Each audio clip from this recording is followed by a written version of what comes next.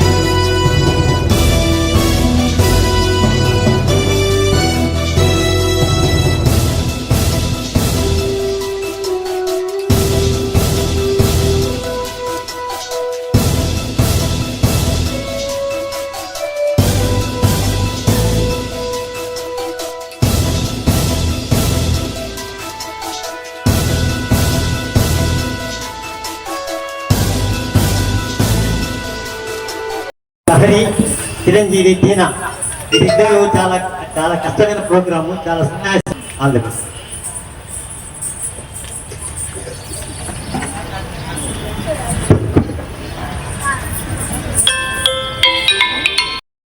మహిళా మండలంకు, పెద్దలకు అందరికీ నా కృష్ణాష్టమి శుభాకాంక్షలు. ఈరోజు ఇంత అద్భుతంగా కృష్ణాష్టమి ఫంక్షను జరుగుతుందంటే చాలా సంతోషంగా ఉంది. ఇది ముందు తరాలకు, భావి భారత పౌరులకు ఇలాంటి ఫంక్షన్లు చేయాలా, చేస్తే ఒక ఆధ్యాత్మికమైన ఆలోచన, పెద్దల మీద గౌరవము, అందరిలో పిల్లల మీద పెద్దల మీద గౌరవము. ఆ కృష్ణ భగవానుడు అంటేనే ఇప్పుడు ఆయన్ని మించిన పెద్ద ప్రొఫెసర్ ఇంకొకరు లేరు.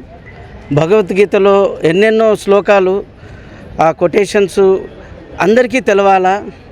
కృష్ణాష్టమి అనేది ఎంత అద్భుతమైనగా, ఇంత చక్కగా ఈ నాగేంద్రన్న గారు జరపడము, పిల్లలు ఇంత చక్కగా తయారయ్యి డ్యాన్సు, వాళ్ళ నృత్యాలు చూస్తుంటే ప్రతి సంవత్సరం ఇలాగే జరగాల నా ఆకాంక్ష. అన్నకు అందరికీ నా శుభాకాంక్షలు. 10 సంవత్సరాల నుంచి వీళ్ళు ఇలా చేస్తున్నారంటే నిజంగా ఇది చాలా గొప్ప విషయము. పిల్లల్లో మన ఆధ్యాత్మిక ఆలోచన, దానివల్ల మానసిక ఉల్లాసము